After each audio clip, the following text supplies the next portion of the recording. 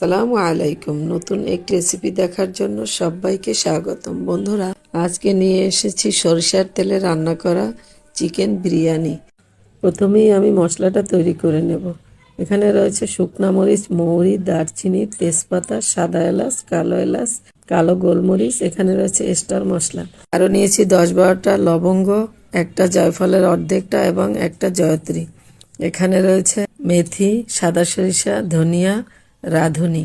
এই রাঁধুনির মতো আরেকটা মশলা আছে, নাম জৈন, তাই আপনাদের কাছ থেকে দেখিয়ে দিলাম।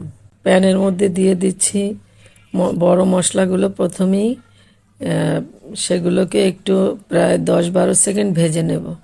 এরপরে 10-12 সেকেন্ড ভেজে নেওয়ার পরে যে মশলাগুলো একটু ছোট দানার সেগুলোকে আমি দিয়ে দেব। তো এটা ভেজে নিয়ে এখন ধনিয়াটা প্রথমে দিয়ে দিলাম।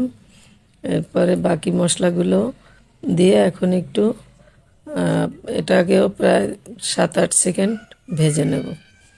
তো বন্ধুরা, এটা কিন্তু খুব লো আঁচে ভাজতে হবে, চুলার আঁচ একদমই লো করে। এই যে আমার ভাজা হয়ে গেছে, এখন একটু ঠান্ডা করে একটা ব্লেন্ডারের জারে করে ব্লেন্ড করে নেব।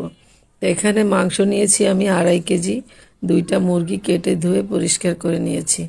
তো 1 কাপের একটু বেশি টক দই দিয়ে দিলাম, আর লবণ দিয়ে দেব 1 চা চামচ। লবণ এবং টক দই দিয়ে ভালোভাবে ম্যারিনেট করে প্রায় 20 মিনিটের মতো রেখে দেব। এরপরে 20 মিনিট রেখে দেওয়ার পরে আমরা বিরিয়ানিটা রান্না শুরু করলাম। বড় একটি পাত্রে নিয়ে নিলাম 1 কাপের একটু বেশি সাদা তেল, দিয়ে দিলাম 100 গ্রামের মতো বাটার। এখানে বাটারের বদলে ঘিও দিতে পারেন। 2 কাপের মতো পেঁয়াজ কুচি দিয়ে এটাকে বেরেস্তা করে নেব। এটা মিডিয়াম আঁচে বেরেস্তাটা করতে হবে। প্রথম অবস্থায় একটু জালটা বাড়িয়ে দিয়ে পরবর্তীতে মিডিয়াম আঁচে বেরেস্তাটা করতে হবে, তা না হলে বেরেস্তা সুন্দর হবে না। এরকম গোল্ডেন লাইট কালার করে একটু ভেজে তুলে নিতে হবে। এখানে কয়েকটা আস্ত মশলা নিয়েছি, দারচিনি, এলাচ, লবঙ্গ এবং তেজপাতা। একটু ভেজে নিয়ে এর মধ্যে উঁচু করে 3 টেবিল চামচ পেঁয়াজ বাটা দিয়ে দিলাম। পেঁয়াজটাকে একটু ভেজে কাঁচা গন্ধটা দূর করে এর মধ্যে দিয়ে দিচ্ছি সরিষার তেল। প্রায় 4 টেবিল চামচের মতো সরিষার তেল দিয়ে দিলাম। সরিষার তেলের মধ্যে মশলাটাকে কিছু সময় কষিয়ে নিয়ে এরপরে 3 টেবিল চামচ আদা বাটা এবং 3 টেবিল চামচ রসুন বাটা দিয়ে এটাকেও একটু কষিয়ে নেব। এটা কষানো হয়ে গেলে এর মধ্যে আমি যে গরম মশলাটা করে রেখেছি সেখান থেকে 3 টেবিল চামচ পরিমাণ দিয়ে দিলাম। 2 টেবিল চামচ মরিচের গুঁড়া, 1 চা চামচ লবণ দিয়ে এই মশলাটাকেও একটু কষিয়ে নেব। এরপরে এর মধ্যে যে ম্যারিনেট করা মাংসটা ছিল টক দই এবং লবণ দিয়ে, সেটাকে দিয়ে দিচ্ছি। মাংসটাকে দিয়ে কোনো পানি ছাড়াই কষিয়ে নিতে হবে। কিছুক্ষণ কষানোর পরে ঢাকনা দিয়ে দিলে দেখা যাবে কিছুটা পানি বেরিয়ে আসছে, আর সেই পানিটা দিয়েই আমরা ভালোভাবে মাংসটাকে কষিয়ে নেব। বন্ধুরা, ঢাকনা দিয়ে দিলাম। 5 মিনিট পরে ঢাকনা খুলে আপনাদেরকে দেখাচ্ছি। দেখুন, কিছুটা পানি বেরিয়ে আসছে। যেহেতু আমি সোনালী মুরগি দিয়ে এই বিরিয়ানিটা করছি, সেক্ষেত্রে এর মাংসটা কিন্তু মোটামুটি বেশ নরম। তো সেক্ষেত্রে এখানে পানি অ্যাড করা যাবে না। আপনারা কোনো লেয়ার বা দেশি মুরগি দিয়ে করলে সেক্ষেত্রে পরিমাণ মতো পানি অ্যাড করে নেবেন। দিয়ে দিচ্ছি কয়েকটা কাঁচামরিচ। কাঁচামরিচ দিয়ে আবারও একটু কষিয়ে নিয়ে এখন দিয়ে দিলাম 1 কাপের একটু বেশি বাদাম বাটা। এখানে আমি কাজু বাদাম বাটা দিয়েছি। আপনারা কাঠবাদাম, চীনাবাদাম যে কোনো বাদামই এখানে দিতে পারবেন। বাদাম বাটা লাস্ট পর্যায়ে দেওয়ার কারণ হলো বাদাম বাটা দিলে কিন্তু হাঁড়ির সাথে এভাবে লেগে যায়। তো সেক্ষেত্রে বাদাম বাটা দেওয়ার পরে নেড়ে চেড়ে এভাবে মাংসটা হাঁড়ি থেকে তুলে রাখছি। তো মাংসটা পুরোপুরি উঠিয়ে নিয়ে একদম পাতিল খালি করে নিয়েছি।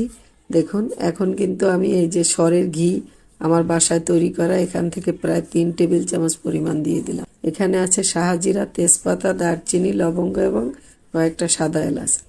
এটাকে একটু এই ঘিয়ের মধ্যে দিয়ে একটু ভেজে নেব। আমি আরও 2 টেবিল চামচের মতো ঘি অ্যাড করলাম। মনে হচ্ছিল একটু ঘি কম হয়েছে, যেহেতু আমি সাদা তেল এখানে ব্যবহার করছি না। আপনারা চাইলে এখানে সাদা তেলও ব্যবহার করতে পারেন। এখন এর মধ্যে 2 কেজি পরিমাণ পোলার চাল আমি ধুয়ে রেখে দিয়েছিলাম আগে থেকেই, সেটা দিয়ে অল্প সময় কষিয়ে নেব। দিয়ে দিচ্ছি 2 কেজি চালের জন্য 2 টেবিল চামচ লবণ। লবণটাকে দিয়ে অল্প সময় কষিয়ে এখন আমি আগে থেকেই পানি গরম করতে দিয়েছিলাম, সেই ফুটানো পানি আমি এখানে দিয়ে দিলাম। আপনারা পোলাও, বিরিয়ানি এগুলোর মধ্যে কখনো ঠান্ডা পানি দিবেন না। আমি পানি দিয়েছি এখানে 2 কেজি চালে 3.5 কেজি এবং হাফ কেজি দুধ দিয়েছি। যতটুকু চাল তার ডাবল দিতে হবে। পানি এবং দুধ মিলিয়ে আমি 4 কেজি দিয়েছি। এখন ঢাকনা দিয়ে রেখেছিলাম প্রায় 5-6 মিনিট। 5-6 মিনিট পরে আপনাদেরকে দেখাচ্ছি। দেখেন পানিটা একদম কমে গেছে, গায়ে গায়ে হয়ে গেছে। দিয়ে দিলাম বেরেস্তা ভেজে রেখেছিলাম, সেখান থেকে প্রায় অর্ধেকটা, আর কাঁচামরিচ এবং সেই তুলে রাখা মাংসটা এই পর্যায়ে আমি দিয়ে ভালোভাবে মিক্স করে দিলাম। আমি দেখুন অনেকেই কিন্তু মাংসটা চালের সাথে সাথে পানি দেওয়ার মধ্যে দিয়ে দেয়। আমি সব সময় এই পর্যায়ে দেওয়ার চেষ্টা করি, এতে মাংসটার স্বাদ অটুট থাকে। আবারও ঢাকনা দিয়ে 5-6 মিনিট রেখে দিয়েছিলাম। দেখুন পানি একদম শুকিয়ে গেছে। এখন এর মধ্যে দিয়ে দিলাম কিছু কিশমিশ আর 1 চা চামচ কেওড়ার জল আর 2 টেবিল চামচ ঘি। এখন আরও কিছু পেঁয়াজ বেরেস্তা ছিল, সেখান থেকে অল্প কিছু রেখে বাকিটা দিয়ে দেখুন নাড়িয়ে চাড়িয়ে মিক্স করে আবারও ঢাকনা দিয়ে রাখবো প্রায় 10 মিনিট। এটা আমি দমে দিয়েছিলাম, দম থেকে তুলে এখন আপনাদের দেখাচ্ছি। আমার রান্নাটা প্রায় শেষ পর্যায়ে। তো বন্ধুরা, রেসিপি কেমন লেগেছে জানাতে ভুলবেন না। রেসিপি ভালো লাগলে অবশ্যই সাইদাস রন্ধন বিলাসের সাথে থাকবেন, সাপোর্ট করবেন। আপনাদের ভালোবাসা নিয়ে এগিয়ে যেতে চাই অনেক দূর। বিরিয়ানির মশলা এবং মাংসের মশলার রেসিপি আমার চ্যানেলে রয়েছে। বিরিয়ানির মশলাটার রেসিপি আপনারা ডিটেলসে চাইলে আমার চ্যানেলে প্রবেশ করে দেখে নেবেন।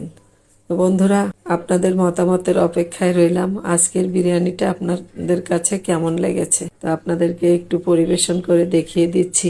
দর্শনেই নাকি অর্ধভোজন, যদি আপনাদেরকে খাওয়াতে পারলাম না, আমার রেসিপি দেখে ট্রাই করবেন। আল্লাহ হাফেজ।